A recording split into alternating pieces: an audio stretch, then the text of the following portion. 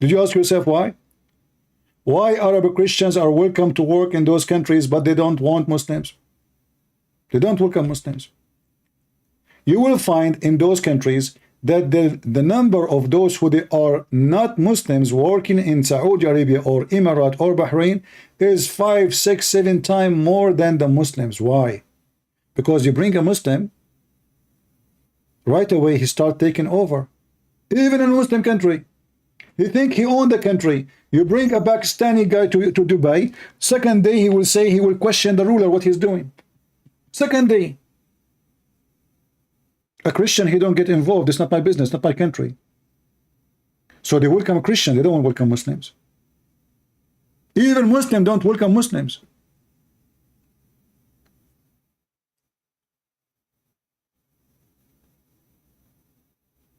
Go and see what Erdogan is doing to the Syrian. They want to kick them out. They want to ship them to Europe. They want to kick them anywhere, but they don't want to have them no more. What about the Palestinian? What about those, what they call them, the one kicked out from Indonesia and Malaysia, what is it called them? They were supposedly discriminated in many more. Muslim, they kicked them out. They kicked them out from Indonesia. They kicked them out from all Islamic. Nobody want to take them. Who want to take them? The stupid Australian, the stupid French, the stupid Swedish. They don't know what they are asking for.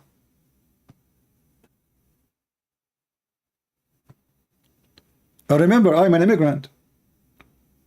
So I'm not speaking against immigrant, but I'm speaking about reality, that you don't bring everybody. You need to check. If a Muslim guy, he is a quality, let him come.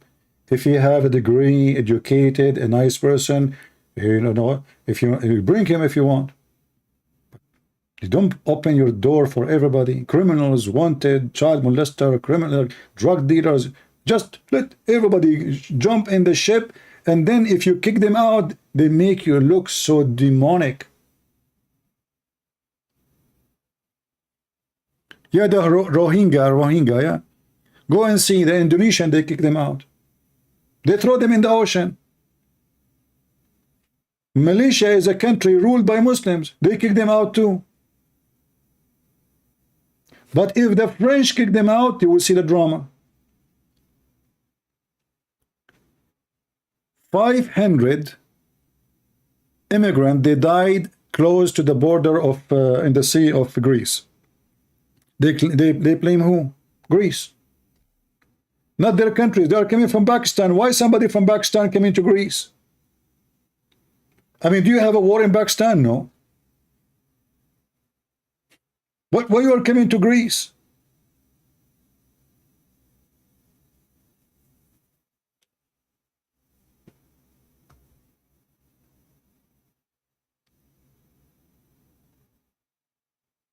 Do we have any Muhammadan?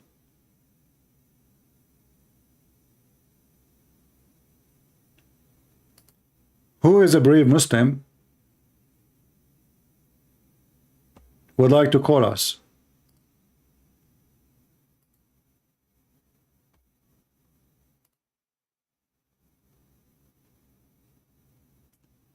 Anyone?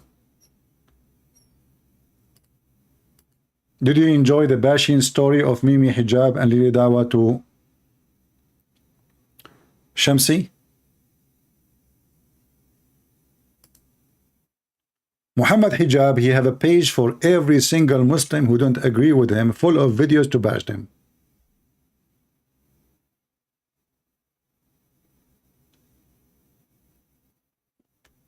I forgot the name of this guy, the one who is the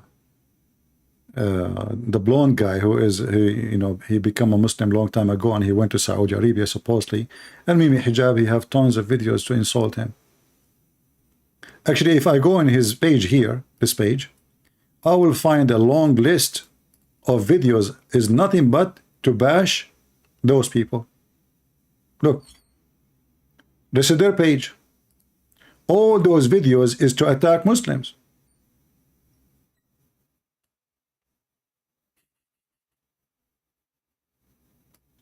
No.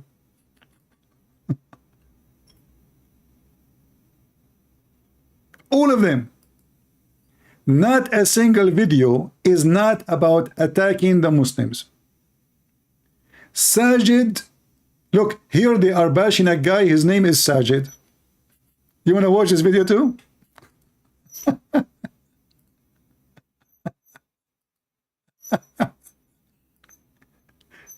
Anyone who don't agree with them, they smear him. They frame him. Mimi Hijab is making an interview, brother. With who? With the guy who said, and by the way, Mimi Hijab, I agree with him, that we can have sex with babies.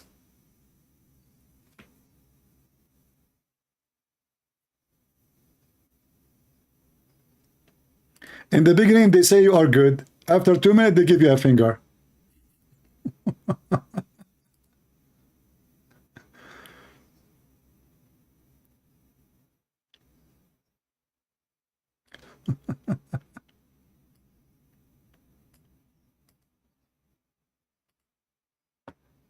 Yeah, like let us see some, like, hold on. Let us see some videos. I'm just having fun today.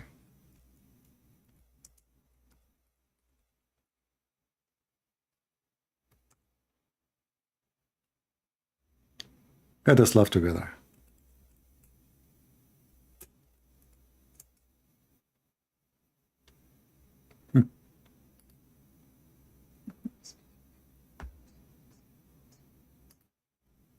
Walaikum salam, brother. Walaikum salam.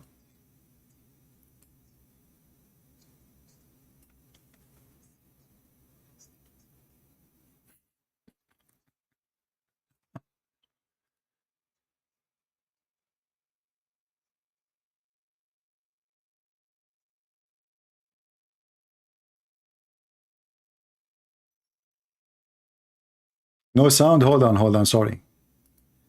I think the genie, he did that. The genie, okay, no problem. Hijab responds. Now, this video was not posted to Muhammad Hijab's main YouTube channel, but rather it was posted on a YouTube channel called SP Files, which has 161 videos, and it says that this channel will unveil the extremism of Salafi Publications and its affiliates. So here we have an entire channel filled with videos from both Muhammad Hijab and Ali Dawah, where they are refuting Muslims. They are making videos against other Muslims. In fact, that is the entire purpose of this channel. But before moving on, let's talk a little bit about Salafi Publications. For those of you who aren't familiar with the history, Salafi Publications is a group that rose to prominence a few decades ago, where they took advantage of the fact that many people in the West lack knowledge of Islam. By and large, we do not have access to true scholars of Islam.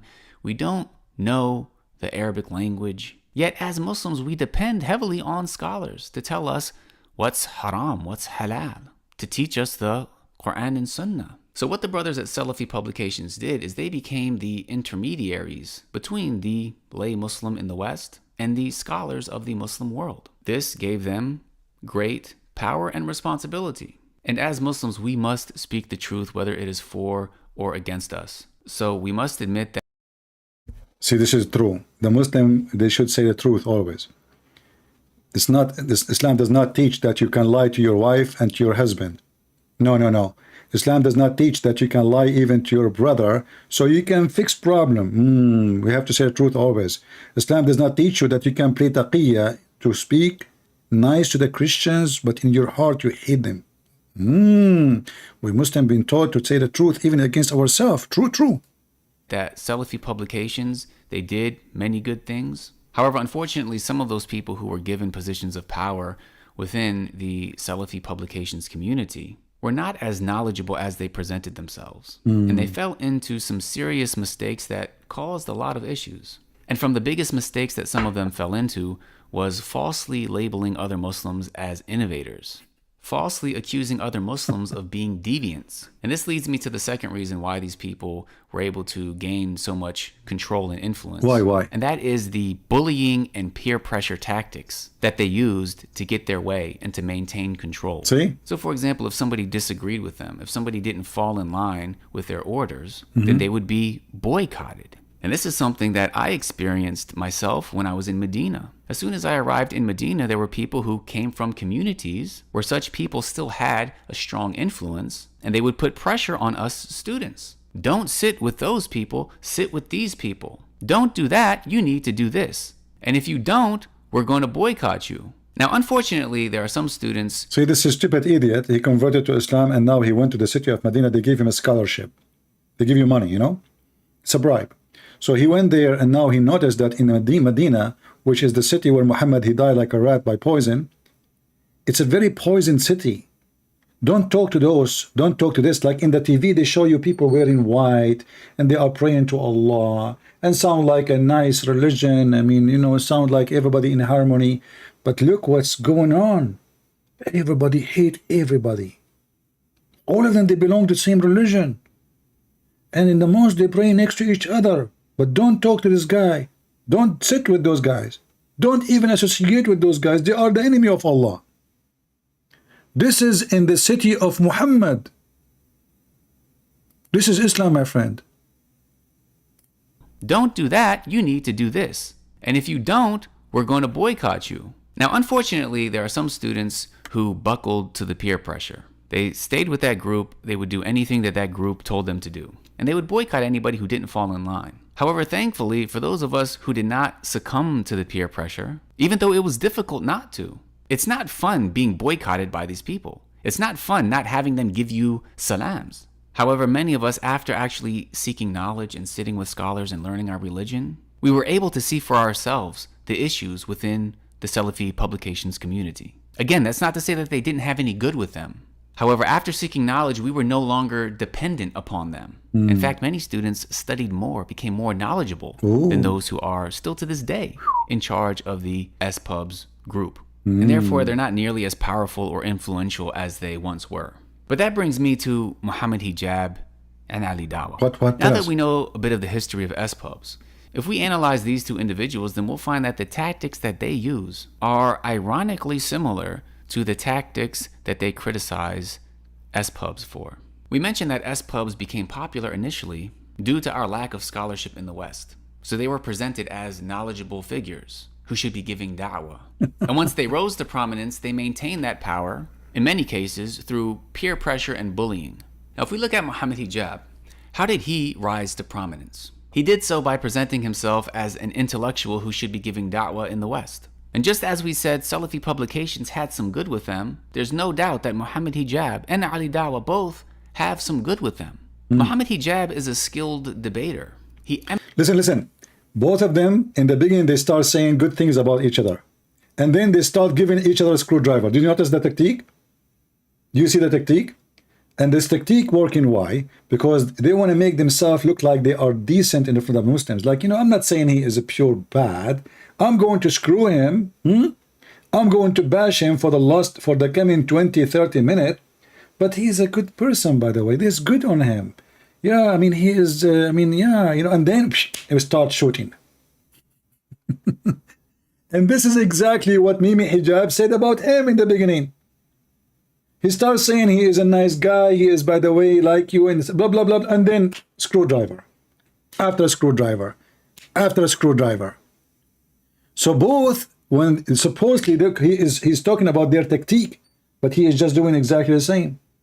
He start bullying the guy. He will start bullying him. Actually, all what he said is just a bully.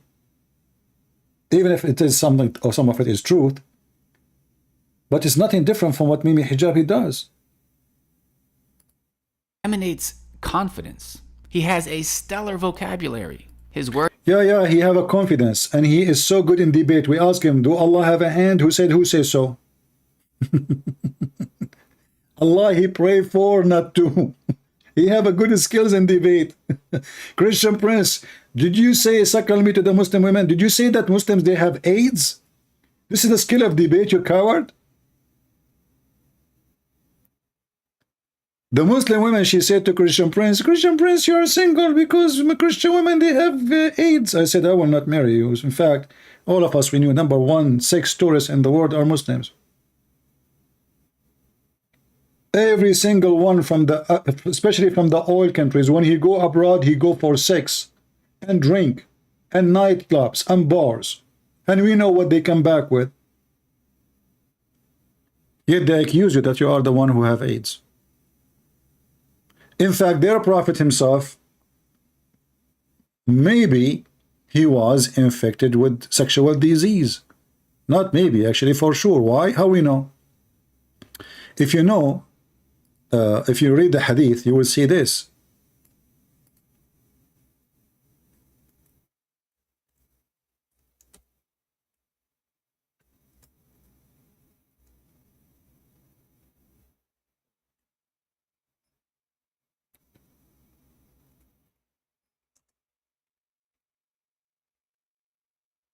Muhammad, he never saw a woman. She don't have a yellow liquid in her vagina. Let us see.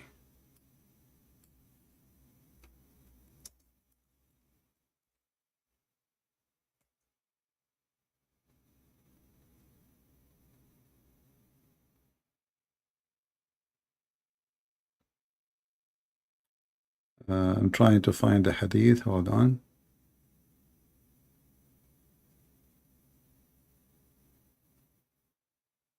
Let's see, where is the hadith? Here we go. Read it. The Messenger of Allah, he said, the water of the man is thick and white, and the woman water is thin and yellow. You can go right now and search why a woman she have a yellow water in her vagina, and you tell me. Just go check it out.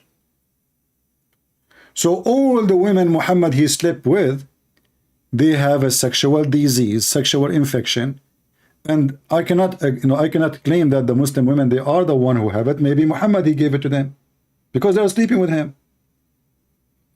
But this is saying to you that Muhammad he never slept with the women. She don't have a yellow sexual discharge. And you know what yellow mean? Yellow is yellow. Yellow is yellow.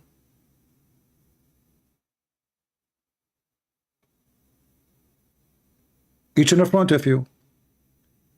And according to Muhammad, all women they have yellow discharge, and this is how the baby is made. So the stupid Muhammad here is teaching you that women she have a sperm, it's yellow, and the man have a sperm, it is white and thick. When we mix them together, we have a baby, which is absolutely stupid. And not only that, he is saying the one who have orgasm first, the baby will look like him.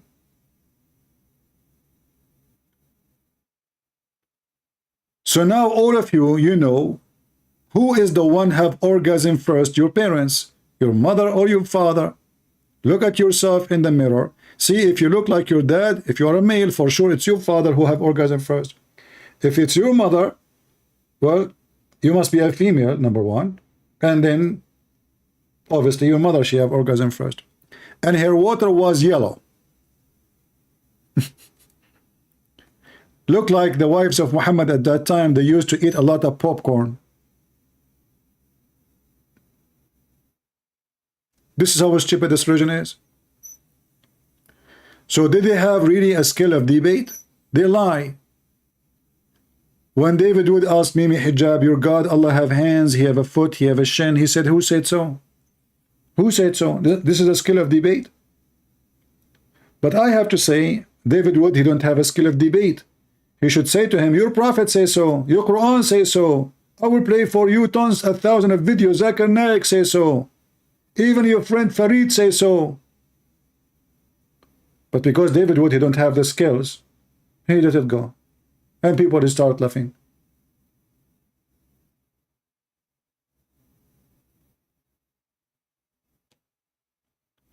So now this guy is trying to frame again, or some of what he says is true, and they keep attacking each other. I mean, if you look, this guy respond to this guy, then that guy respond to that guy, and then this guy respond to the other guy, and this, and really Dawah respond to Ali, Fana respond to Ali Dawah, and Ali Dawah respond to etc. You know, Sajid, and Sajid respond, and Uthman respond to Ali, and Ali he respond to Mimi, and Mimi respond to Uthman, and everybody attacking everybody. And then every one of them he claimed that he is the one who is serving Allah, not the rest. All of this because they are just seeking influence, seeking position and money. Actually, I believe this guy is way better than the rest of them. I can tell he's just a stupid being. He still believes really from his heart that Islam is a good religion. He is not evil like them. You know, he's a victim more than like a deceiving person. He himself is deceived, and he believes in his deception that still Islam is good and there's good in it. And he's trying to understand why the Muslim, they do those things. Word choice and the way that he uses words, it will leave an audience impressed. Therefore, he had. So, isn't it the Quran says, you know, by the way, he's talking about how you can be good in talking, see the skills of language. But let me show you, when a Muslim, he say to you that the Quran have a very good skills in talking, which is not true. If you speak Arabic, you would die laughing. The Quran describe that the one who speak good, which means he have a skills of words, he is shaitan. Can you believe it? Just to show you how stupid the Quran is. Muhammad, because he don't want to have competition, the Quran is so stupid. And there's people who speak way million times better than his stupid Arabic. Muhammad, he have to come with something to make people not to listen to them.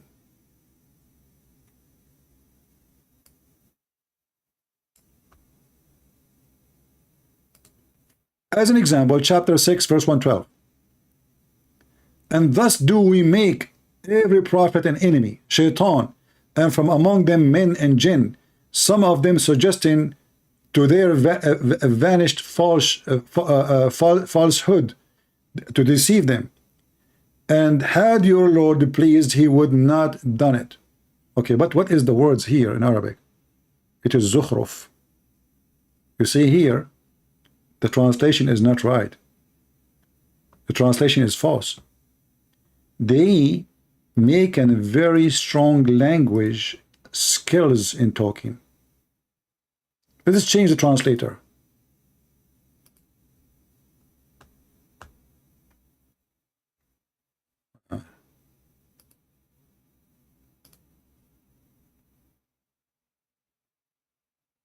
Do you see? Inspiring one another would adorn the speech. So the Quran confirmed that the one who has skills of language, he is shaitan.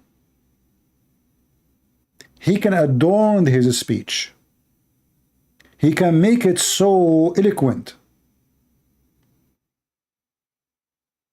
And this is in the Quran. So how the Muslim, they say that the Quran is very eloquent when the Quran saying that the one who speak with eloquent language is shaitan. Are you with me?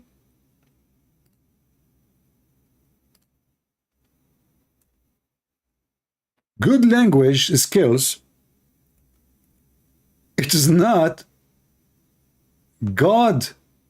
God do not need to use a high quality words which nobody maybe understand.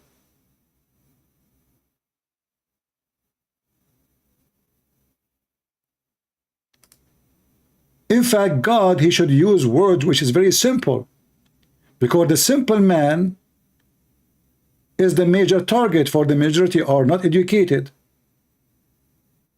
How many people even in our society today, they have a PhD degree? How many people they study languages and they are skilled in language? Because you can maybe have a PhD in you're a doctor, you're a professor in medicine maybe. But how many of us we have a degrees in language?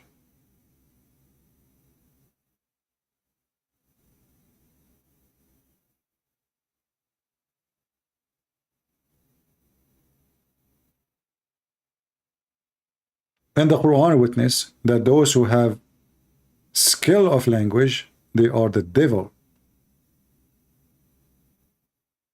And they use their language skill to deceive people, to make them believe that they are really speaking with knowledge. And if this is the case, and if the Quran or the Muslim claim that the Quran have eloquent language which is absolutely far from the truth, then that should go to the Quran too. Because why Allah want to use such a language? In fact, in the Quran there's a chapter, it's called the chapter of Az-Zukhruf, which is decorating the words. Az-Zukhruf is nothing but decorating words. Why God need to decorate words? If you look at the Quran, you will see even the Muslim, they decorate the frame of the Quran. You will not find a Muslim or a Quran without zukhruf, which means decoration. So not only the word have to be decorated, frame, drawing, arts, all around, and this is supposedly the book of God. Why I need to do it, all those things? Like the book I'm going to use to the goat experiment is very decorated. Too bad it's a Quran. Colors, frames. Why? Because they don't want you to see how stupid the book is. They want you to focus in the art, which have nothing to do with God. So we put nice frames, and we put nice color and nice print and shiny pages, and we do Photoshop for images. The Quran, there's light coming on it. All of this to deceive you. God do not need those things. God do not depend in eloquent language. God, He's not the God of confusion. You see, eloquent needs somebody he understands those words.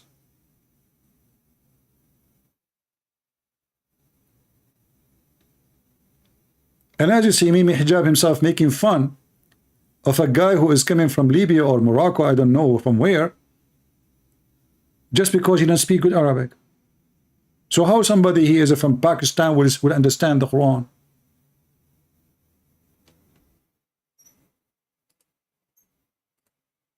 Had some huge debates against non-Muslims that rallied all of the Muslim community behind him.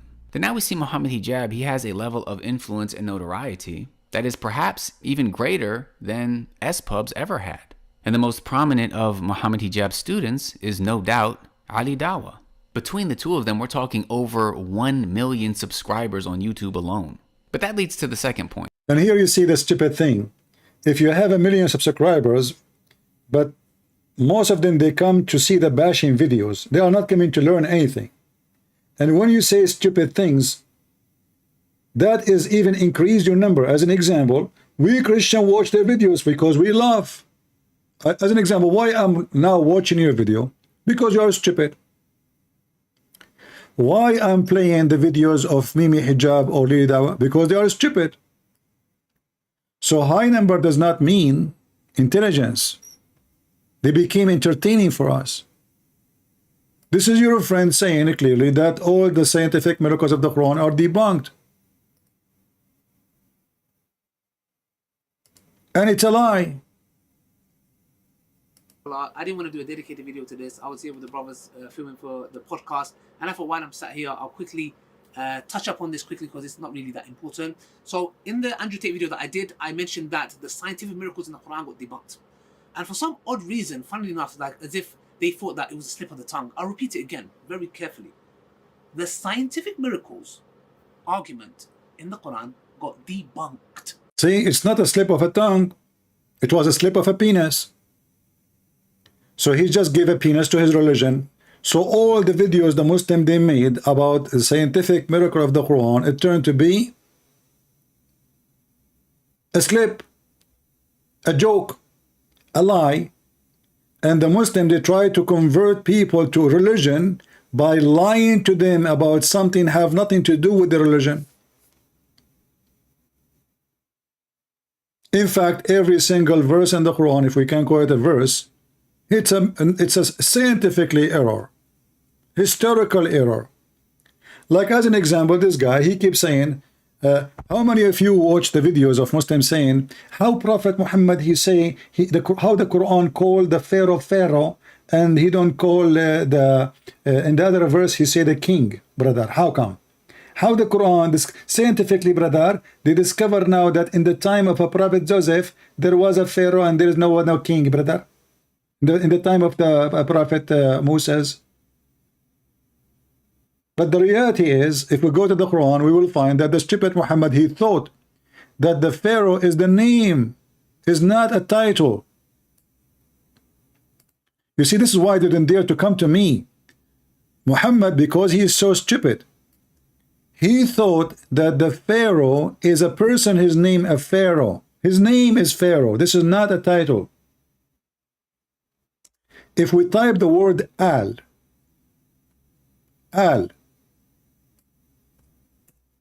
is not an Arabic word. Al is an Aramaic word. Al means family. The first verse we will see in the Quran is chapter 2, verse number 49, appearing in the search engine. Ali Fir'aun. You see the word Al in yellow. Fir'aun is the name. So the stupid Muhammad, he think Pharaoh is a name of a person. His name is Pharaoh. A Muslim might say to you, no, it doesn't mean that, CP. Here we go. Chapter 2, verse number 50, saying the same. Ali Fir'aun. Chapter 2, verse number 248, it says Ali Musa's, family of Musa's. You see it? It's in front of you. Al. So Al is a word we add before a name, not a title. Chapter 3, verse number 11. Ali Fir'aun. Family of Fir'aun. So that is stupid Muhammad, you think Pharaoh is a name. Ali Ibrahim. Chapter 4, verse number 54. Al Ibrahim. Ibrahim is the name. Al is the family of Ibrahim. So the stupid Muhammad, he thought that the Pharaoh is the name of a guy. It is not a title. Because we know there's many pharaohs. This is why Muhammad says Ali Fir'aun. Which one?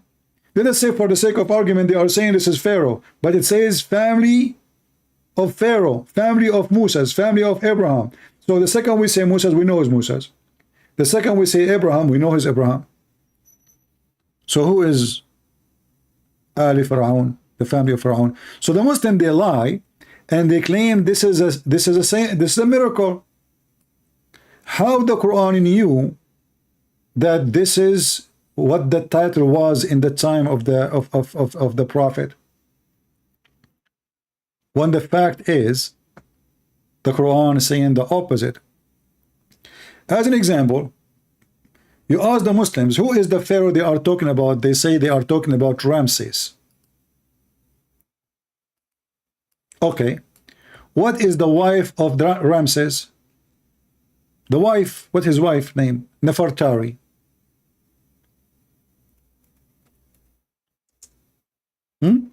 Nefertari. You can search it right now. What is the name of the wife of the Pharaoh, the one we are talking about, the guy whose name is Pharaoh?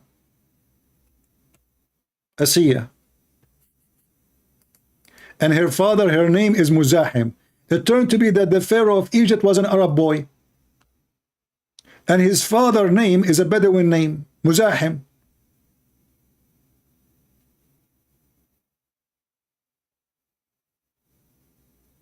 Can you believe it?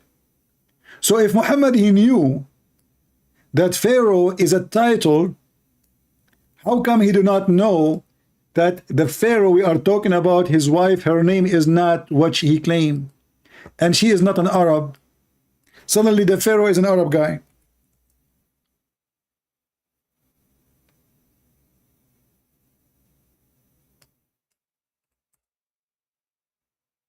Let us see. Let me show you the hadith. Hold on, let me find it.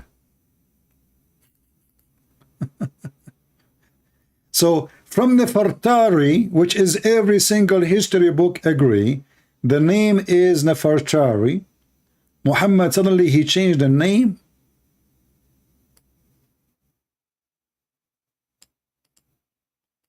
to Asiya. And this is a very authentic hadith. Al-Bukhari.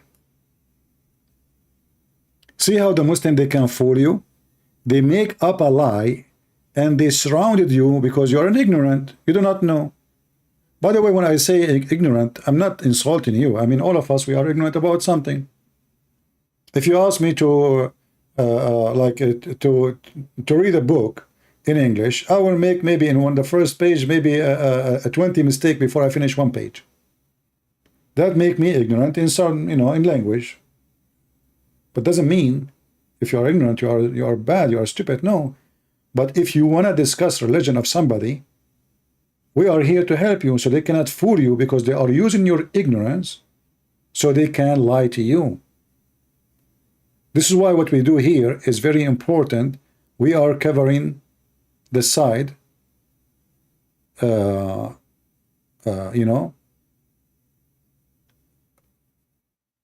the ignorance. Sometime I make a title, you guys, you post for me, say CP, the title is wrong, you should be that way. I say thank you. Nothing, this is good. If somebody corrected me, this is good, right? So, but what the Muslim they do, they knew that 99.9999% of the population, they know nothing about Islam. And then they gather all their lies and they put it together in one frame and they try to make you believe in a lie. And then in 2 seconds, we can get them busted. If Muhammad knew about the Pharaoh, he should know that this is the wrong name.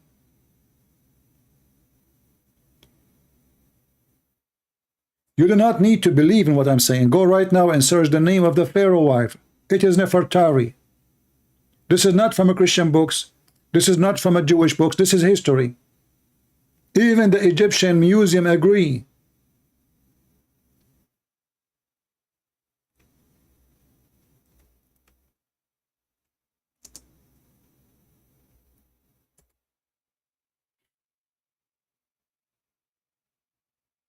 Even the Egyptian museum agree. What the guy name? I forgot his name. He's from Pakistan. He made a video and he talked about it in the speaker corner. How prophet he knew that this is the Pharaoh. Not how come in one verse it says king, and historically, this is proven to be true, brother. How he knew that? How he knew? So look, Muslim, we want to ask you how your prophet knew such a stupid information. This is your Egyptian website saying it clearly that the name of Ramses II wife is Nefertari. Do you see it? Nefertari. What is her name in your books according to your prophet from very authentic hadith? An Arabic name, and her father, his name is Muzahim. It turned to be that the Pharaoh wife, her father is a Bedouin guy from Arabian Peninsula. And she's an Arab too. And she eats falafel.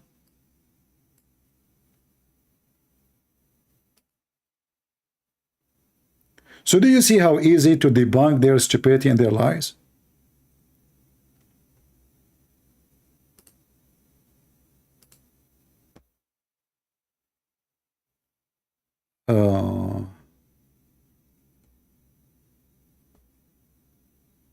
Okay. Somebody, he said he have a question in the behalf of a Muslim. He have a Muslim friend. Let us see what the question is.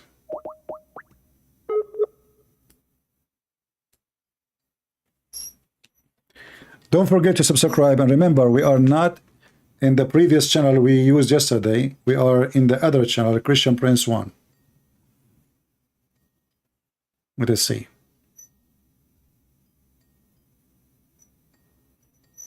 They don't even answer. I don't know. And people, they ask me for help and etc. And then when I try to call him, nobody answer.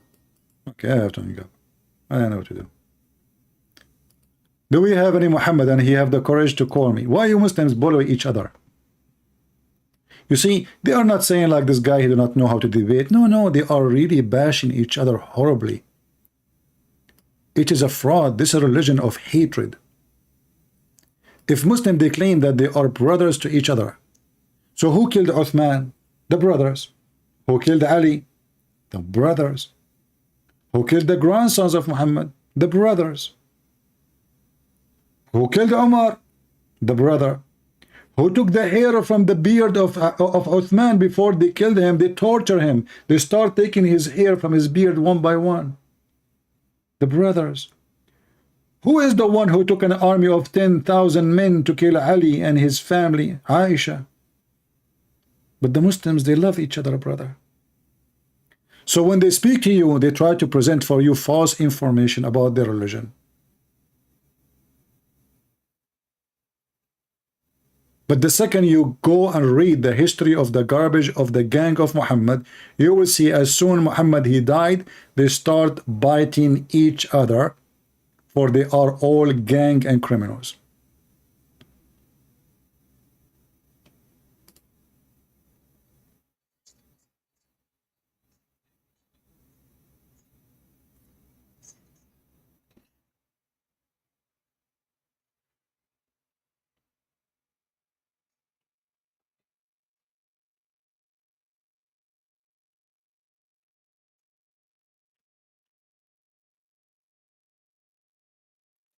Hmm.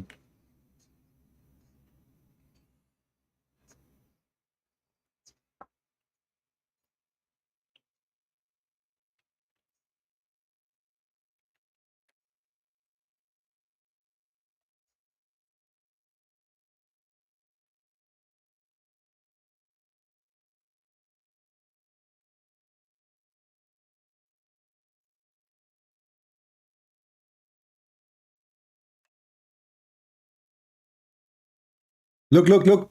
Who's talking about the couch? He is laying down. I mean, he don't even want to sit down to talk, to record the video. Look, look at his, look how he's sitting. He's sitting like a monkey, laying down in his back and bashing the other Muslim and talking about you are a freak of a what?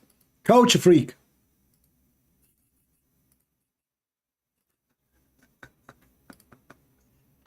Oh, no sound. Hold on. Sorry. It's my fault again. I mute the microphone when I call Skype so the ring will not bother you. That's the whole story. Amongst the Muslims. However, I personally have never seen anyone from S-pubs verbally attack and threaten other Muslims the way that Muhammad Hijab has. In fact, I've never seen anyone who publicly claims to represent Islam be as vile or publicly disrespectful as he has. And if you think I'm exaggerating, I'm just going to play a very short clip from just one video so that you understand my point. This is disgusting behavior from a freak. You are a freak, bro. Bro, everyone can see through you right now. You're a clout-chasing monster. How dare you, as a hypocrite that you are, and I mean that in a lughawi way, not a istilahi way, just in case you and your friends come and say, oh, he's making takfir. Shut up. Yeah? Shut up. I'm going to put you in your place. Wallahi, I'm going to cancel you, bro. You are a coward. You are the definition of a walking definition of a coward. I'm telling you that straight. I don't care what people say. So now that you understand the tactics of presenting yourself as an authority and then severely bullying anybody who publicly disagrees with you, let's finally take a look at this video that Muhammad Hijab posted yesterday.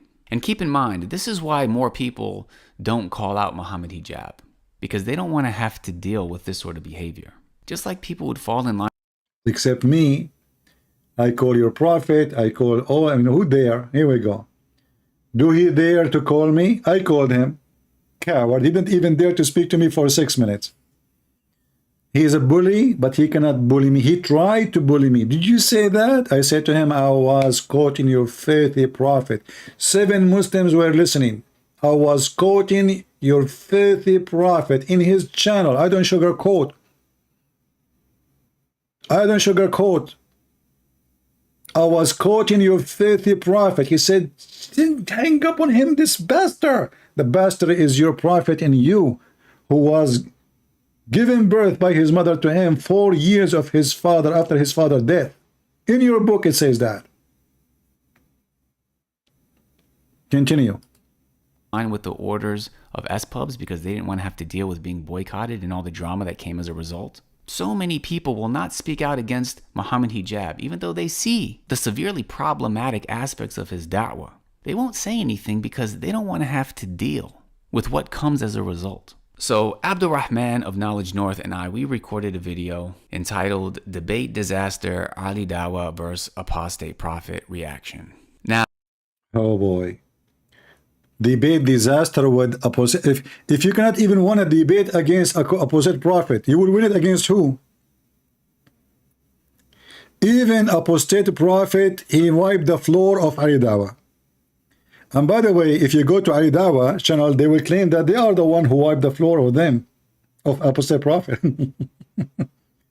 This reminds me when Muhammad Hijab, he made a video and he leading respond to apostate prophet. And then I made videos about it, and this is what make Mimi Hijab look like a stupid idiot. And they try their best to censor me and to attack me and to bully me, but they could not. The video they made is priceless. They agree that the sun goes every day from the east to the west. Yes, yes, the prophet, he got you busted. Now, this debate that happened between Ali Dawah and AP was a clear manifestation of Muhammad Hijab's dawah. Ali Dawah is clearly Muhammad Hijab's student. He's clearly trying to... You don't dare to say his girlfriend? ...imitate Muhammad Hijab. Now, not only was this debate truly embarrassing, but it has over 200,000 views. The fact that this disaster of a debate happened publicly in front of so many people meant that it needed to be addressed publicly. Not only that, but this isn't a one-time thing. This is a pattern of behavior. And not only that, maybe if Ali Dawah came out and him and his team apologized, they showed some sort of remorse, some sort of humility. You know what about we do this? Listen, instead of being like a widow who lost her husband and she don't know even who killed him, why you don't debate apostate prophet and do better? What do you think, guys? I mean, why you are bashing a Muslim? Okay, let us say he did a very bad debate. Okay, say he did a very bad, but why you are bashing the guy? What about you go and you challenge opposite prophet and you do better? Do you fix it? We don't fix it. Do you see how they are awkward and false people?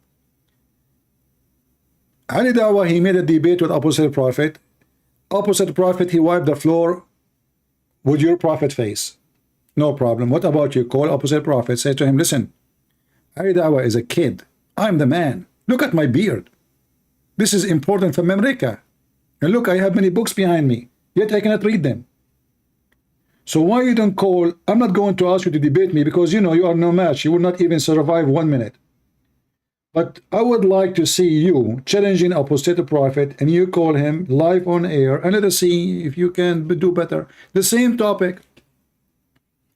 I don't know even what the debate they are talking about, Ali Dawah and opposite prophet. What about you do the same topic and let us see if you can do it. And by the way, if you want me to call you, just give me your Skype. All right? And for the benefit of your family, maybe you should buy insurance before I call you. I mean, your wife, she will get rich right away. You call me, I debate you, you have heart attack. Your wife, she will collect the insurance. Everybody is happy. But we have to make a deal. If your wife, she collect the insurance, you have to make some donation, man. I mean, come on. If it's not me, you will not get it. So who dare? The only Muslim they call me is a Muslim woman that I hang up on her yesterday or Fakira. That's it. Where is the Muslims? Where is the Muhammadan?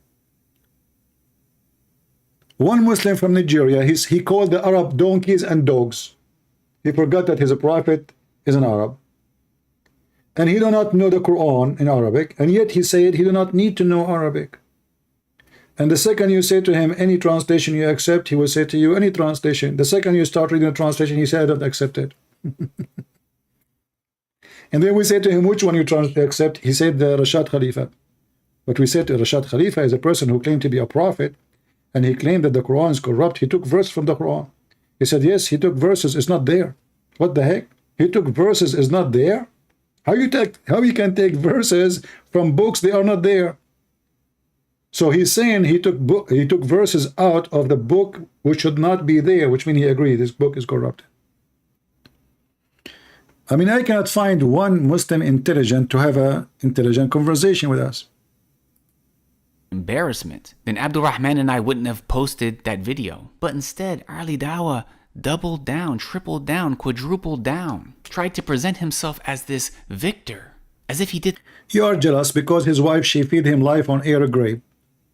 Your wife, she cannot do that. This guy, he came home and he found a rag, prayer rag, brother, in the closet. And he want to show the people, and I'm talking about Sajid, he want to show the people that his wife, she prayed to Allah. So he take a video of the rag.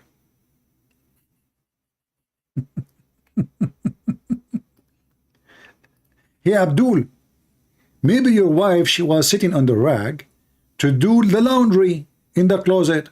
How you know she was praying? And let us say, for the sake of argument, she was praying. What a big deal.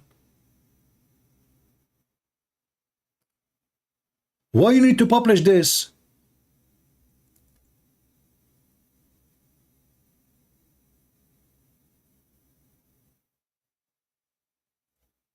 Imagine I come home and I found that where my wife, she prays supposedly, she have a rag to pray in the closet, and then I make a video, look, my alhamdulillah, my wife, she pray in the closet. Okay. She is not here right now, but I'm thinking she was praying to Allah. Why everybody need to know? Aren't you a hypocrite like them?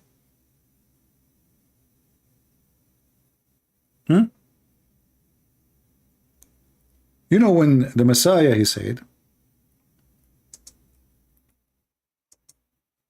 when you pray, go to your closet, which means your private room, and don't pray like the hypocrite, who pray in every corner. Why? Because they want to show.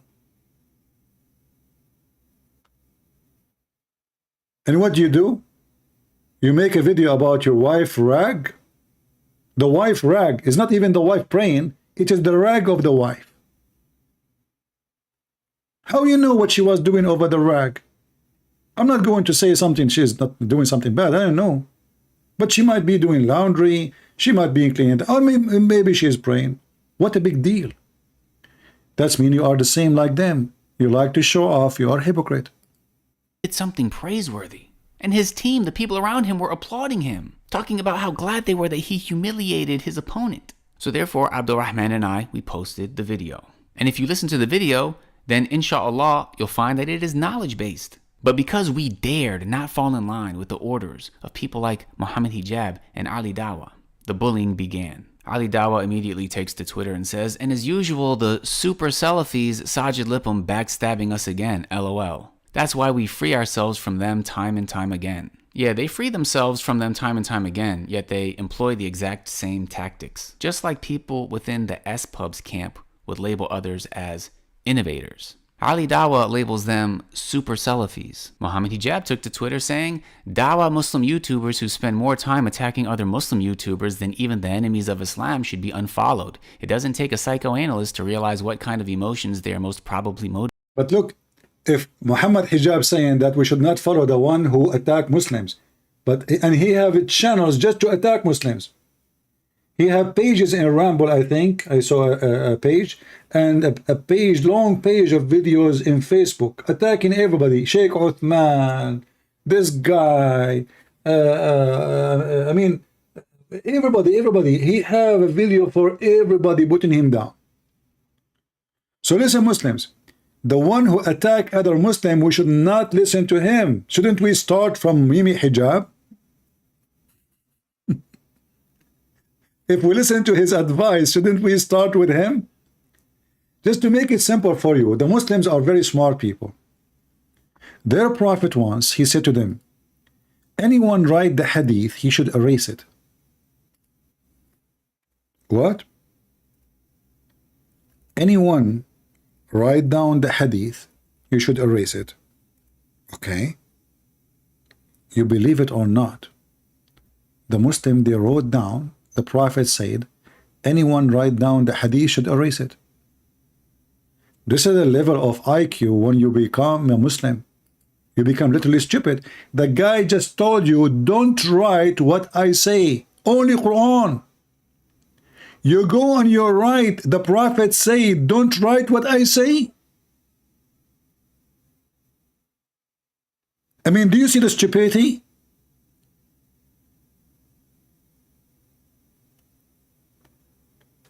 Don't write down anything I say except the Quran. And then the smart Muhammadan, they go, the Prophet, let us write it. The Prophet said, don't write anything I say. He just told you don't do it. I mean, the guy, he just told you, don't the exact thing, don't do it.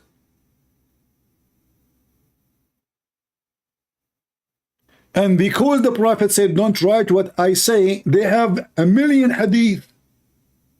And this is after he told them, don't write it. I mean, look. We Muslim, we obey Allah and the Messenger. Oh, okay. The Messenger says, don't write the hadith. Yeah, we don't write the hadith. So what those were? Oh, this is, we wrote that we should not write the hadith. We should not write the hadith. So now we have Bukhari, Sahih Muslim, At-Tirmidhi, millions of books, endless. And now Mimi Hijab is advising people not to listen to people who they are bullying other Muslims. Don't listen to a Muslim who bully other Muslims. He is not good. Okay, but is it what you do? Dawah Muslim YouTuber who spend more time attacking other Muslims YouTubers than even the enemies of Islam should be unfollowed. It does not take a psycho to realize what kind of emotion they are most properly motivated by. What kind of emotions? But this is what Muhammad Hijab he do, and this is what this guy doing. Motivated by. He also said it is a clear mark of religious hypocrisy to consistently show more animosity to believers than enemies of Islam. At Sajid Lipum. He was just, Mimi Hijab, he was just making the video. We play it for you that we should not say in public that LGBT are cursed by Allah. We just played the video. Dawah YouTubers market themselves as mashaykh or students of knowledge and try to act as policemen for the rest of the dawah. These same sheikhs wouldn't be able to hold down a 10-minute conversation in the Arabic language and would struggle to read Quran. So you see how low the bar is? Because Muhammad Hijab can have a 10-minute conversation in Arabic, because he might not struggle as much as other people in reading the Quran, he's more qualified to police the rest of the dawah. Speaking of spending time attacking other Muslim YouTubers, let's take a look at this video that Muhammad Hijab posted to the SP Files YouTube channel, which is completely dedicated to refuting other Muslims. The title is Sajid Backstabs Again. Muhammad Hijab responds. Ooh. So I'm being labeled as a backstabber. It's being implied that I'm two-faced, that I act as though I'm this well-wisher with the angel wings, but in reality, I'm an evil backstabber. Guys, but I have a comment about this. Look how childish is this Muhammad Hijab. I mean, look at the cartoon art he is using. Hold on. Speaking of spending time attacking other Muslim YouTubers, let's take a look at this video that Muhammad Hijab posted to the SP Files YouTube channel, which is completely dedicated to responds. Okay, Again, hold on. Muhammad Hijab. Look at this. I don't know if you notice, he put a hand with the knife and angel wings. I mean, what is this?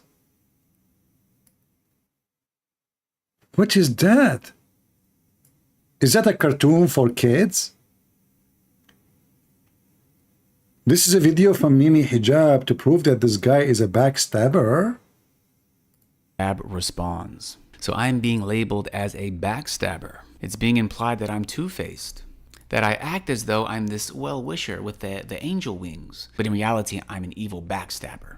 All right, so I want to really analyze this video because it's important, just like we understand the tactics that certain people from S-pubs, for example, used. We also need to be able to detect when people like Muhammad Hijab and Ali Dawah use the same tactics. Well, today we're going to be speaking about a particularly opportunistic individual who has more content against Muslims than he does against enemies of Islam. We're talking about this man who's supposedly a graduate of Medina University, Libham. Now, it's very important to not get distracted with this confident persona that he has. He speaks with such authority that many people will just assume that he knows what he's talking about. However, if you just think a bit critically about what it is that he's saying, you'll find that he is making foundational blunders. So, number one, he's claiming that I'm opportunistic. So if somebody makes a refutation video, does that mean they're opportunistic? Does it mean that they are willing to compromise their moral integrity just to get some views? No, it doesn't apply to me, just like it doesn't apply to him. I'm not going to say that just because he jumps on an opportunity to refute somebody or debate somebody, that he's being opportunistic. Allah knows best why he does what he does. I'm not here to judge his intentions. What we can deal with is people's actions. And we can analyze those actions according to the Quran and Sunnah. Now, the second blunder he makes is that he implies that somebody having more videos against Muslims than enemies of Islam is by default problematic. Again, this was posted on SP Files, an entire channel dedicated to making videos against other Muslims. There are scholars of Islam who dedicated their lives to refuting other Muslims. That in and of itself is not necessarily a problem. What you have to do is you have to analyze those refutations with knowledge according to the Quran and Sunnah. Thirdly, he said that I am supposedly a graduate of Medina University. Now, you know what? Alhamdulillah, it's because Allah subhanahu wa ta'ala blessed me to live and study in the city of the Prophet ﷺ for over 8 years that I'm not fooled by some of these personalities in the West who try to present themselves as knowledgeable. I spent over 8 years sitting with scholars, studying Islam. And I was able to see for years how scholars and students of knowledge conduct themselves, how they behave, what they call to. I have an offer for this guy who he claimed that he stayed in Saudi Arabia for 8 years, studying and learning from scholars. I challenge you to accept to talk to me to 30 minutes. I'm not going to say 30 hours, 30 minutes. I want to show everybody the quality of your education. 8 years studying in Saudi Arabia, in the city of the Jews, where Muhammad, he killed the Jews and he make it his city. Let us see how much proud you are of the 8 years you spend there. I spent all my life, my friend, in Islamic schools. Not 8 years. I'm born in the Middle East. But they never taught me anything about Islam. All what they taught me, the Prophet was amazing. All the shit about your Prophet, we found it by our own study, not but what they say to you. Have you ever heard of a Muslim sheikh, he say, let us see why Aisha, she killed Ali? Do you dare? We don't. Have you ever heard of any Islamic school, they dare to discuss how evil Aisha is? Can you? They don't dare. In Islamic school, they don't teach you Islam. In Islamic school, they teach you to worship Muhammad. Because in order to say, I've been taught, then I have the right to ask questions. So you cannot have education in a school, you cannot ask the teacher a question. The only question you can ask in Islam, it's a question have nothing to do with the faith. As an example, I can ask, should I shave under my arm, brother? That is a good question. Can I eat ice cream made by a Christian? This is a good question. But can I ask a question, why the Prophet kissed the black stone, and isn't it, this is a paganism? You do that, they will kill you. How we claim that we are worshiping God, yet we kiss stones and we believe stones erase our sin. We have a Muslim trying to call us. Let us call him.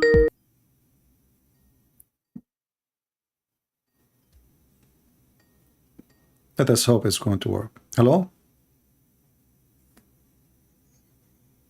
Here we go. This is Fakira. She said the F word. Do you see why I mute the microphone? I mean, you son of muta. You son of muta. The first word you say to me is the F word. Shut up, shut up. Just trashy piece of shit you are, like your prophet. Garbage. You will never speak here. You will never. I mean, the first thing he said is the F word. Very filthy, trashy. This guy, once he opened the camera for me, I don't know by mistake or not. And guys, the wall behind him is literally covered by shit. Literally. And I challenge him to say I'm lying. I moved the camera to witness screen. He turned the camera off right away. And he told him, open the camera, show us the wall behind you. I mean, even a pig will not have such a wall. But this reminds me of his prophet. His prophet, after he do shit or he do masturbate, he dry his hands on the wall. Can you believe it?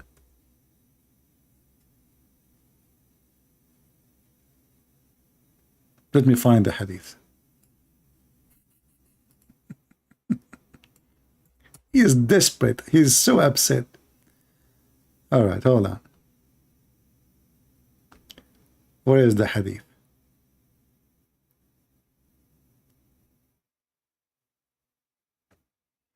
Look at this hadith here. Muhammad, he is teaching people where to spit.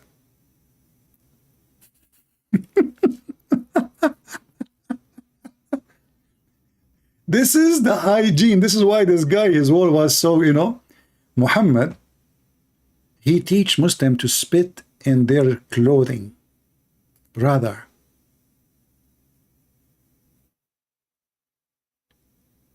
Not spit, actually. This is not spitting. You know, the snot. The snot. This is about the snot. You know? This is not about spit. You, the translation is false. You throw your snot on your dress.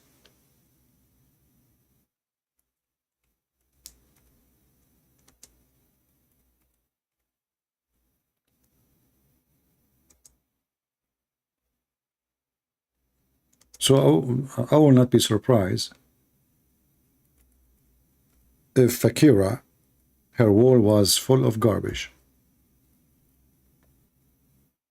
It's totally disgusting. I could not believe it, how disgusting the wall behind him.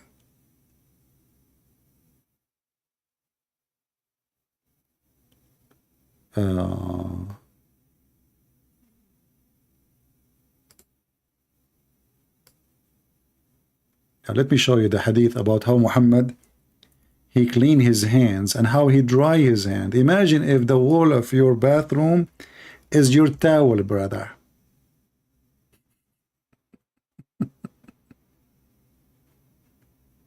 In the wall, the Muslim, they put to bracket earth.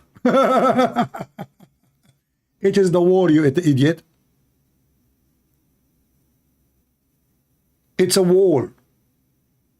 The man, he clean his private part and he dry his hands on the wall or in the ground. Do you see it?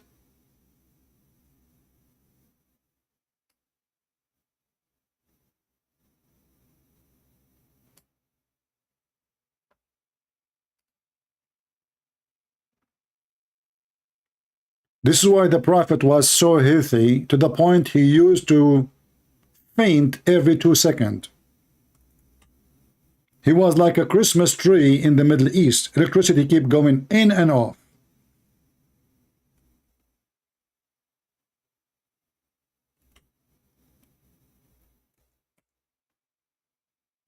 Because the Prophet was a very hygiene. The Messenger of Allah fainted when he was sick. He's always sick. I mean, isn't it him at the age of 8, he fainted for many hours? At the age of 8. Not at the age, actually, sorry, not what 8? Sorry. This is my mistake.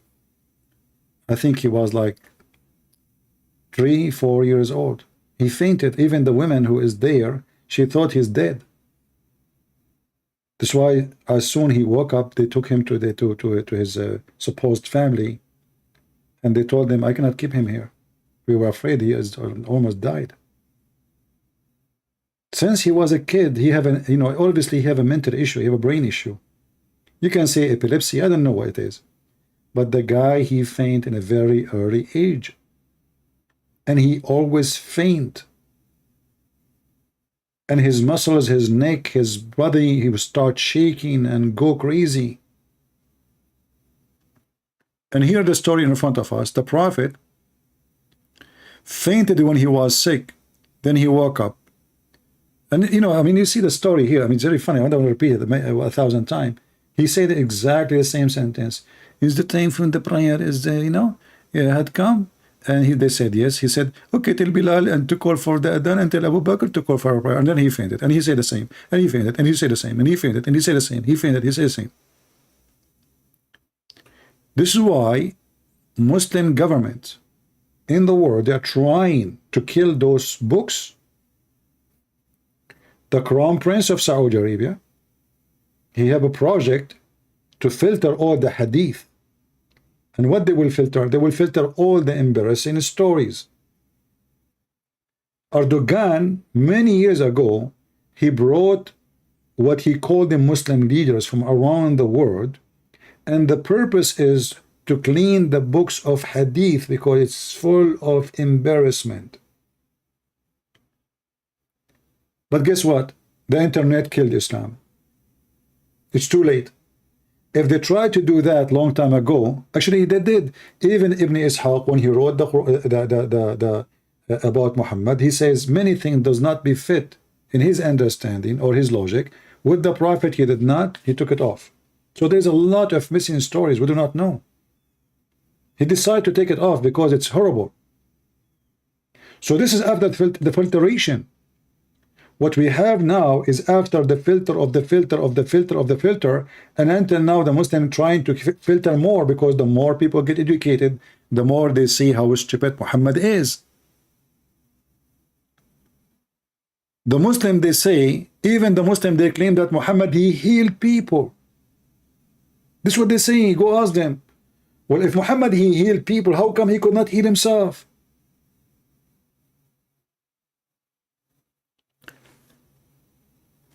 Mimi Hijab, when he start any video, he start selling negla seed. Correct? Negla seed. Like Lily Dawah, he sell halal food, halal cat food. I never heard of a cat eating halal food. But everything is possible in Islam. This is because those cats are Muslim cats, brother. They will not eat any food unless it is halal food. She is a good Muslim female cat. And maybe soon Lily Dawah will start selling halal, what they call this thing the women they use for their period? I don't know, whatever. He will start selling halal diaper for Muslim cats. Halal food for cats. Do the cats, they say the name of Allah before they eat mice and cockroaches? Is it halal to eat a mice and you are a Muslim cat? Huh? Meow. Yeah. Let us go back to this poor drama.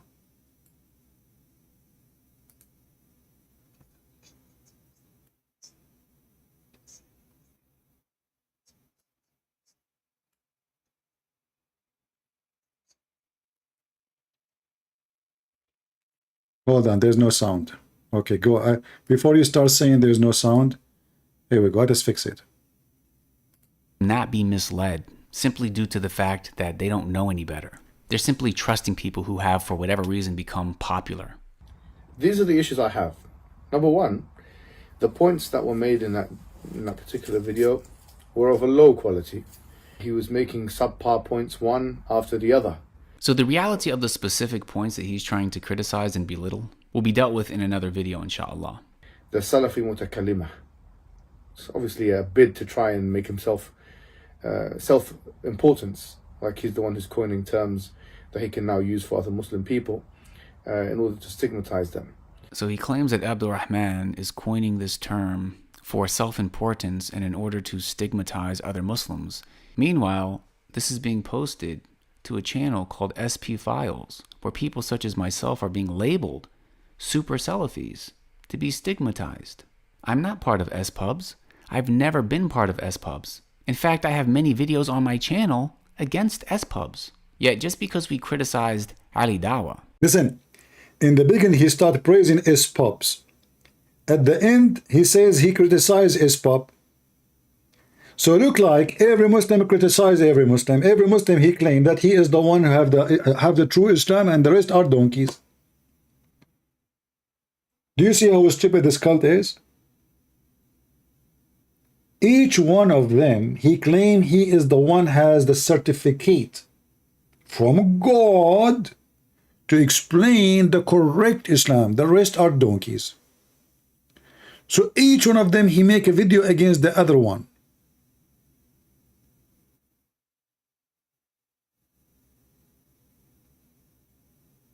SBud, SPub.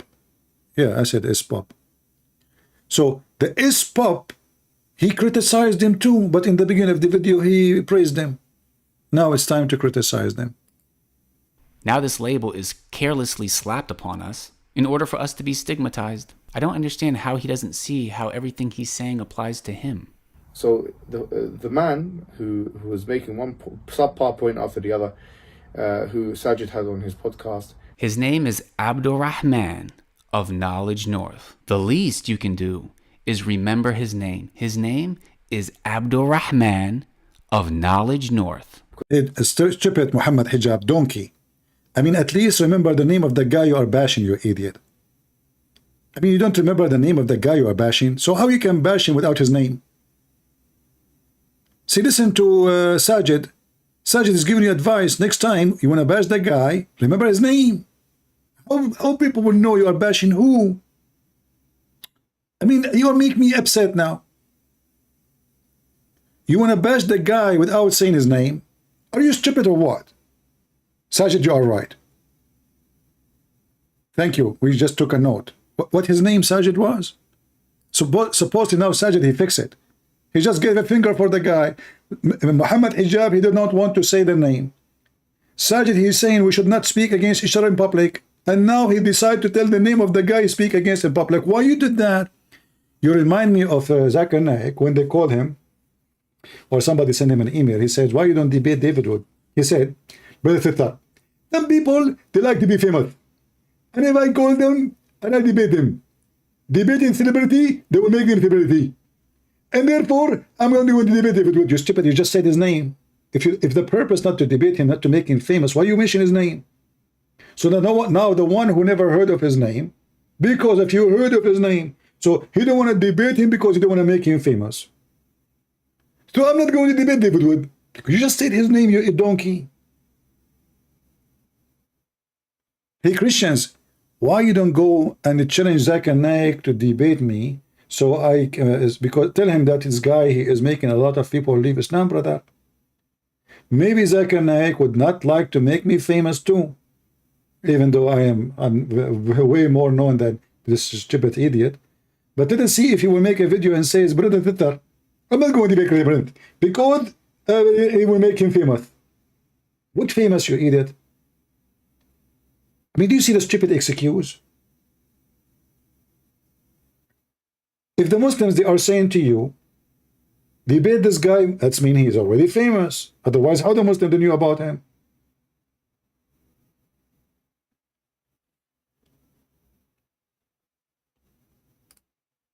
Of Knowledge North. The least you can do is remember his name. His name is Abdul Rahman of Knowledge North. Because he doesn't understand the language of the people of Aqid of the past, of the people who wrote the philosophers or whoever made the Kalimeen. Doesn't understand the language, or potentially does understand it, but doesn't understand the overarching point.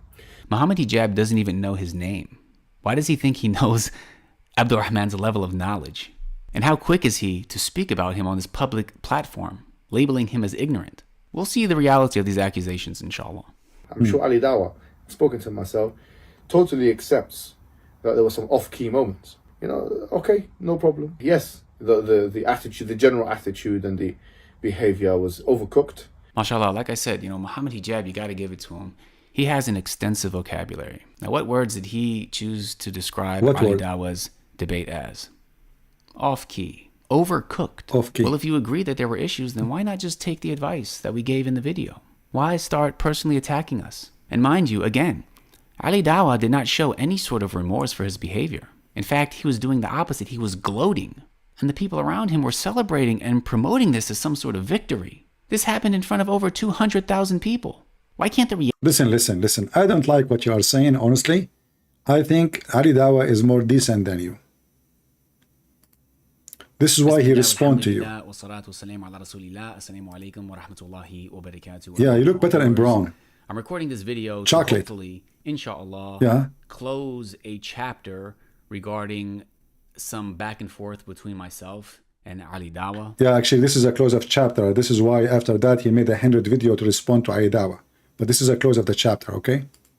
For several months now, I have been publicly slandered, and rather than continue to go back and forth, which I've already tried to limit tremendously, I haven't really done too much back and forth, but I wanted to record this video to just let it be known what has happened so that people who see... Yeah, we know what happened. Your wife, she put your clothing, your white dress with the chocolate, and here we go. This is the end. I told you, don't use hot water and don't use chocolate. You don't believe me. Here we go. This is the result. What is this hat for? Is that Islamic hat now? Lies and accusations against me, they understand the context. By the way, why somebody want to wear a hat inside the house?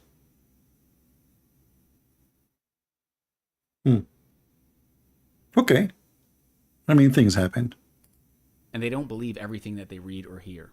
I wanted to at least put the truth out there as my final words regarding the situation. What? Now, this does not mean I won't address any misrepresentations regarding the religion of Islam, no, because correcting such misrepresentations is an important part of our religion. And one of the tactics that people use to keep themselves from being corrected is they will bully and slander people. They try to make their lives as miserable as possible to keep them from speaking up. So I'm not going to give in regarding the religion. However, I'm talking about personal attacks, personal slanders about me. What? After you see what I'm about to present in this video, inshallah, you'll understand. What they said about you? Firstly, I want to go back to December 13th, 2021. History is recorded, brother. December 13th. It's a point, This will remind me of an Arab guy.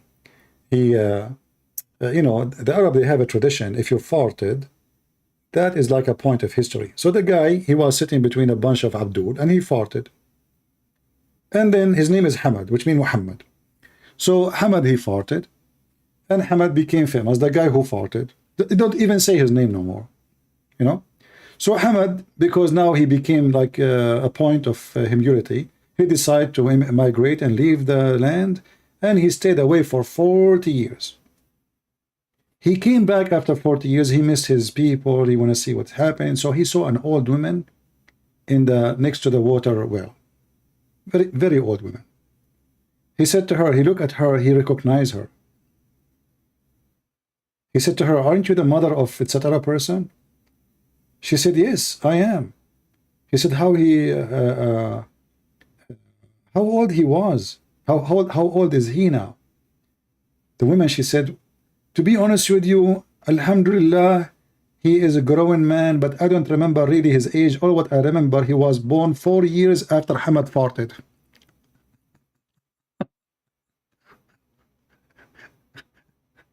No, seriously, 4 years before Hamad farted. So the guy, he went away for 40 years, and now his fart became a point of history. The woman, she don't remember when her son was born, but she remembered that it was 4 years before Hamad farted. The guy, he went away for 40 years hoping they will forget about it.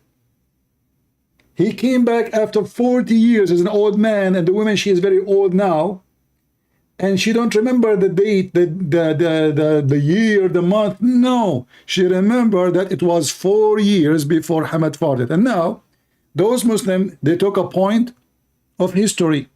Apostate prophet, he debated this, you know, blah, blah, blah, blah. In which date, brother? Is that the point of fart? Understand. So firstly, I It's the point where the Muslim, they made a big fart. want to go back to December 13th, 2021. Our sister in Islam, Millihan, went on the so-called Apostate Prophet's channel. The video is called Interviewing a Female Muslim Convert. Now, we should not be watching or promoting Apostate Prophet's channel. Really? I already have a video up explaining what scholars of Islam say about Guys, we should not promote him. You see the intelligence? By the way, we should not promote him, okay?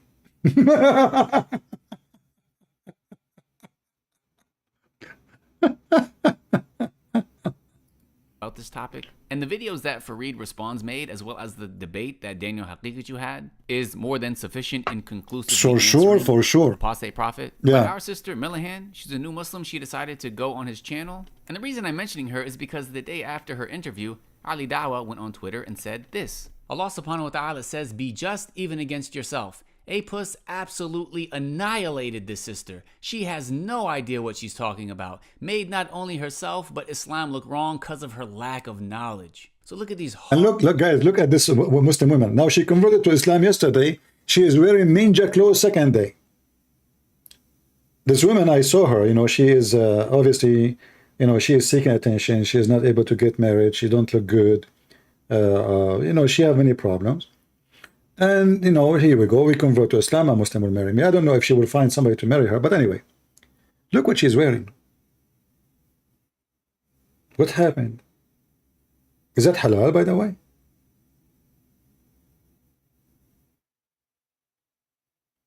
And he said he annihilated her. Is that halal annihilation? How you say that about a female? What do you mean he annihilated her? Shame on you. This sister. She has no idea what she's talking about. She decided to go on his channel. And the reason I'm mentioning her is because the day after her interview, Ali Dawah went on Twitter and said this. Allah subhanahu wa ta'ala says, "Be just even against yourself. Apus absolutely annihilated this sister. She has no idea what she's talking about. Made not only herself, but Islam look wrong because of her lack of knowledge." So look at these harsh words Ali Dawah has for our sister Millihan, whose picture he has up on this tweet. He further says, "She got destroyed. I'm sorry. She should never gone on there. Some Muslims just do silly things which make Islam look bad. Most things she said was against Islam." He responds to AP saying, "The only people you can humiliate is new Muslims who are women." So as Hey, Lily Dawah, what about you give me your Skype, you and your boyfriend Mimi Hijab sit next to you. And this time, don't play for me a video I say. Let us have a debate. Do you dare? As long the females, why all of them didn't want to debate Apostate Prophet? Why nobody want to debate me? I want to know. What is the point is attracting them? Is that the smell? I mean, hey, Apostate Prophet, if you are listening, do you add certain kind of a cream on your shoes? Do you have like a smell for your socks? Why the Muslims are attracted to debate you? Nobody is coming here. Look, my Skype is open. I have only 2 Muslims call me. One is a Muslim woman. She is stupid, obviously. Like yesterday, she called me and she said, Allah, he says he is the best of creators because there's many false creators. So she admitted that Allah is a false creator too. Because when you say Allah is the best of the false creators, that means he is a false creator. Anyway. If you are a Muslim and you claim that you have a knowledge like this guy, please don't hesitate. Invite me to your channel. I will call you. You go live in your channel. I don't mind. But you have to have a famous like this guy, you know. If you are a famous Muslim, I will famous you more. I will make you way more famous, especially when you defeat me. Look, this guy, he wears chocolate uniform for a reason. His life is like honey. But is going to stay this way until he debate me. After he debate me, his wife, his life will be the opposite. So tell us what happened now. What is the point of this? Until now we are listening. We heard nothing. What happened exactly? as we can see, these are some really strong words of Ali Dawah publicly condemning Millihan. And it's not that he addressed anything that happened with knowledge, but rather he just said that AP annihilated her. She has a lack of knowledge. Muslims do silly things that make Islam look bad. And he dismissed her as a new... Like who? Like what? Why you don't say to him, aren't you the one who says the Quran miracle debunked? Isn't it him who says that God cannot enter his creation, and later in different video he says Allah enter his creation? Why you don't make a video about it? Come on, man. I didn't teach you. Get him busted. Make a video about what Lili Dawah, he said all the poo-poo he did, so you can drive Mimi Hijab and Lili Dawah more crazy. Who is a Muhammadan would like to call me? Mayday, mayday. You see, I'm tired right now. I'm speaking for many hours. So this is your opportunity to get me busted and win and bring victory to Allah. Not to forget to mention to you, if you call me and you bring victory, or even if you lose, Allah will extend the size of your penis. You know, I was thinking to convert to Islam, but since the Prophet, he said, I will have 70 years orgasm, I said to myself, when I'm going to eat my baklava then? I mean, 70 years for the orgasm. How many years then just for sex? If the orgasm alone is 70 years, I thought if I go to heaven of Allah, I will eat whatever I wish. But how we are going to have time to eat if our orgasm is 70 years? Just the orgasm alone. Okay, can we make it 69? I mean, come on. Don't you think 70 years? I mean, Muhammad is stuck with number 70. Even the orgasm is 70 years. And by the way, I'm not good in mathematics. Somebody calculate for me.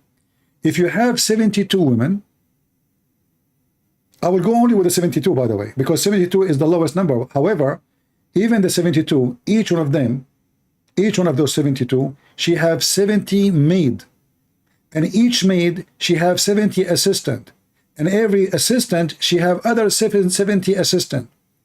So if you calculate the number of the women, they will be by billions. However, let us focus only in the 72.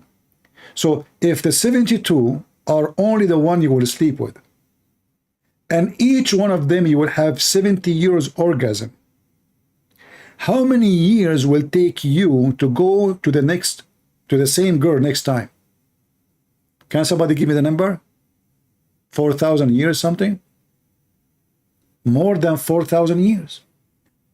Can you believe it? So I'm counting only the orgasm, not the whole sex. 70 years, let us say a woman, her name is Fatima, and she is a virgin. She took off her panty, you start doing boom boom. According to Allah, halal, brother, halal. Boom, boom, boom, boom. And now, after like boom, boom for 200 years, because if the orgasm is 70 years, I mean, I'm assuming that the boom, boom, maybe for 1,000 years.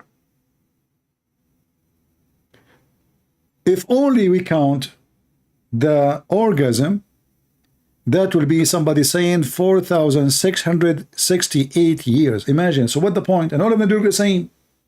So now you promised me 72 women. All of them, they look the same. They have the same face, the same hair, the same height, and the same voice, and the same name, and they sing the same song. So what the point of having sex with all those women when they are the same women? Guys, imagine. We enter a website for dating, and all the women there, they have the same information. Her name is Fatima. Her age is 6 years old. She have the same picture, the same description. All the females in the website, brother, alhamdulillah, they have the same picture, the same name, the same height, the same everything. So what the point of the 72? It's the same woman. It's just a copy of a copy of a copy. So I did not change the women yet. Once I was doing a seminar, and a Muslim woman, she got so upset. She stood up and she said, "Sir, I hope you agree to take criticism." I said, "Sure, sure." I said, "Are you a Muslim?" She said, "I'm proud, like Ali Dawah, she's proud to be Muslim." I said, "Okay, go ahead." She said, "You said that Muslim women, she have no reward in heaven. The Prophet, he said that a Muslim woman, she will be 70 times more pretty in heaven." You know, I didn't know like what to say, honestly. Like what? This is what's surprising. That's deep. 70 times more pretty? And, wow. And she was like, and you know, you should see those Christians in in the place, they were like, uh-oh, somebody get Christian Prince busted. You know, what he would say now, like, I can see in some faces, like, they were worried about what she said. How he can respond to this? She would be 70 times more pretty. So I have a board. When I do a seminar, I ask for a white board to write on it. So I have a board, and I wrote in the board. Let's see if we can make us a white board here. Give me a second.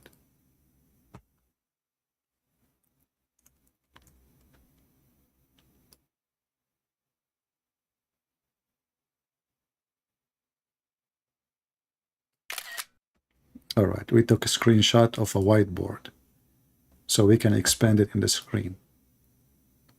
Just to show you how stupid Islam is. But this can be a valid argument if somebody he don't have a good intelligence and he don't have a very fast response, and to show how stupid it is. So I said to her, okay, let us say, like, I asked her what name you like. Anyway, so like, let us say a girl, her name is Fatima. So first one, her name is Fatima. Let's change the text color. We make it red. All right. So the first girl, her name is Fatima. Fatima, she have a beauty equal to 1. We will write first the names. Let us say Fatima. Second one, her name is Aisha. Okay. The third one, her name is Zainab. Z. Fatima, her beauty, you see, in the, you know, in earth, all of us, we have different look. Some they have a better look in the scales of a human being. Some they don't have less, you know. I mean, it depends. So let us say that Fatima, she is in the standard of look is 1. She took the number 1, not number 1 as the best. No. Aisha, she is twice more pretty than Fatima. Zainab, she is 3 times more pretty than Fatima. And now let us multiply with number 70. You will notice nothing changed. And I said to this girl, as you see, you were ugly in earth, you're still ugly in heaven. So I said to her, let us assume that you are Fatima. Do you mind to give you this name? She said, no. Okay. So now we multiply your beauty with 70. So now you are 70 times more pretty. Now Aisha is going to multiply 2 with 70. So now she is 70 times more pretty. And Zainab, her beauty is multiplied with number 70. So now she is 3 times more pretty. But in fact, nothing changed. You were ugly in earth, and you're still ugly in heaven.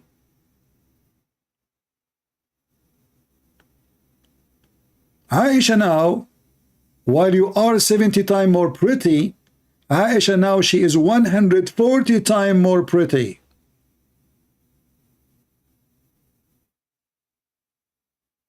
Zainab now, she is 210 more pretty.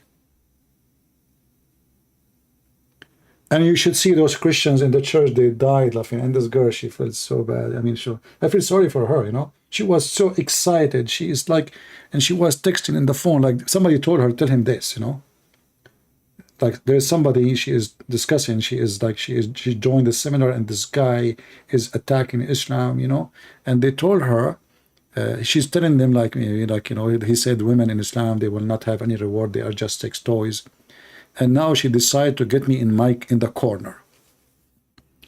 And here you notice, by the way, I mean, even if this is true, that you will be 70 times more pretty, let us say all of them, they will be equal in beauty. But at the end of the day, you are jailed in your room. Nobody can see you except one guy. So what happened exactly? What is the point? The Quran make it clear that all Muslim women in heaven, they will be jailed for eternity.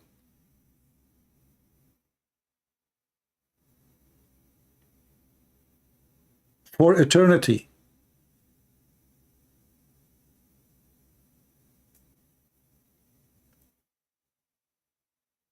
When a Muslim, he try to refute you, if you are not a person who is very well educated, and you are not even like, you know, we have to say that a debate is a gift. Not everybody can debate. There's people, they can be good teachers, and there's people, they can be bad teachers, even though both of them, they graduated from the same school. Why? Because somebody is gifted with the gift of ability of teaching, explaining. And there's somebody, he is not qualified to be a teacher. He got the degree, yes, but he is not qualified to be a teacher who can explain. He can provide the information, the same as the other teacher, but he cannot make the information go to your brain easy. For his education ability is limited. Not because he's not educated, no. Education ability, which means to educate you. There's a gift. There's somebody have a nice voice. He sing, you enjoy the voice. But all of us, we have voices, but there's somebody have a gift. So God gave us gifts, and we better use them. And most of us, actually, we don't use our gifts, and we depend on somebody else. The Muslim, they assume that all your gifts are dead, and you are ignorant. And we can flatter you, or we can make you feel bad because we quote for you verses. Chapter 3, 5, verse number, etc. says this. Supposedly now he shut you up. When you speak to a Muhammadan, listen carefully what the Abdul is saying, because he is giving you the best weapon to destroy what he just said. And this is why those Abdul don't dare to debate me, because I use what they say against them, not what I say. What their prophet said, not what I said. Now we go back to the bashing video.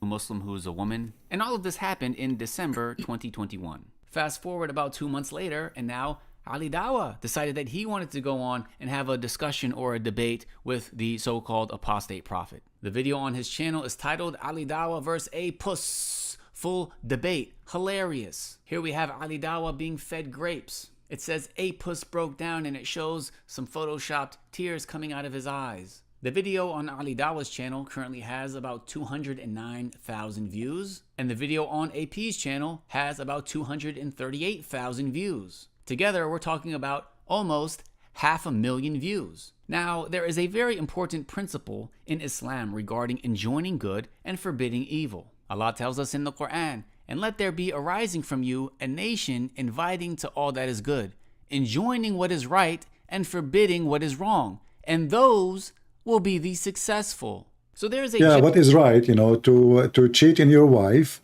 and to sleep with your own daughter-in-law, and to have sex with the children's, and to lie to the husband, and lie to the wife, and lie to the neighbors, and not to forget it is right to drink camel urine, but not to drink wine, because wine is unhealthy and camel urine is very healthy, which can cause you a very bad kidney failure and actually death. Yeah, what is right? Tell us what is right. So what story happened? Apostate prophet, he have debate with this girl, and this girl, according to Lady Dawah, she was annihilated. I don't know if this is an English word. I think it's a German, according to my understanding. Excuse my English. So and now apostate prophet debating Ali Dawah, and Ali Dawah claiming that he wiped the floor with apostate prophet, and even he was crying, in the crying I saw, and even he put in the Photoshop, there's tears coming from the apostate prophet. Okay. General principle according to the religion of Islam that if something reprehensible happens in public, it is a communal obligation upon the Muslims to right the wrong, to rectify, to clarify, to refute. So now he is giving himself legitimate reason why he is bashing Ali Dawah. You see how they do it? He go and he find the verse in the Quran, and he claimed now this verse telling him that he should put Ali Dawah in his place, because this is what the Muslim should do, brother. So when Ali Dawah did it to you, he's a bad person. When you do it to him, you are the good Muslim. This public wrong. When I say it's a communal obligation, what does that mean? What does that It mean? means that if nobody from the community addresses and corrects this reprehensible behavior, then the Muslims as a whole are sinful. However, if some from the community do take on that responsibility, then that suffices, and the Muslim community is no longer considered sinful. So boy. after Ali Dawah's absolutely egregious behavior that stemmed from flawed foundational principles, rather than being just even against yourself, Ali Dawah and his friends were gloating about his performance, praising what he did, encouraging each other to make highlight reels, which is... By the way, is it like eating the grape is making you upset, or because his wife's hands was dirty? I'm not sure. What are you trying to say? I mean, why you keep posting this picture? See, we aren't smart like Muslims. I mean, what happened exactly? The guy was debating. He told the wife, bring me grape, bring me grape. The wife, she grabbed a grape and she put it in his mouth like a bear. And what happened next? Why that make all the Muslims sinful? And that's deep. Thank God I'm not married. I can scream from now until tomorrow, give me grape. Nobody will give me grape. Otherwise, I will be in your channel, man.